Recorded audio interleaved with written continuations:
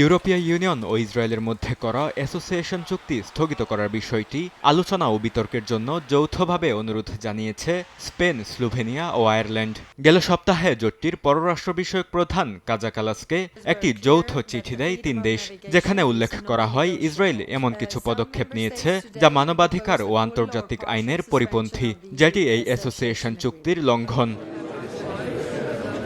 চিঠিতে আরও উল্লেখ করা হয় ইসরায়েলকে বারবার এ পথ থেকে সরে আসার অনুরোধ জানানো হলেও তারা তোয়াক্কা করেনি। বিশেষ করে ফিলিস্তিনিদের জন্য মৃত্যুদণ্ড চালুর প্রস্তাবিত ইসরায়েলি আইনের সমালোচনা করেন তিন দেশের পররাষ্ট্রমন্ত্রী। গাজার মানবিক সংকটকে অসহনীয় বর্ণনা উল্লেখ করে দেশগুলো বলছে বারবার সেখানে যুদ্ধবিরতি লঙ্ঘিত হচ্ছে এবং পর্যাপ্ত ত্রাণ পৌঁছানো যাচ্ছে না। দখলকৃত পশ্চিম তীরেও সহিংসতা তীব্রতর হচ্ছে।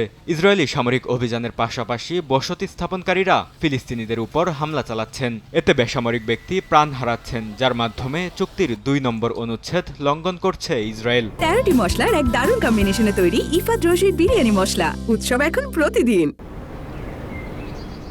গত বছরের আগস্টে প্রথম ইউরোপীয় দেশ হিসেবে স্লোভেনিয়া দখল করা এলাকার পণ্য আমদানি নিষিদ্ধ করে। একই পথ অনুসরণ করে স্পেনও এ নিষেধাজ্ঞা কার্যকর করার ঘোষণা দেয়। বরকতুল্লাহ, সময় সংবাদ।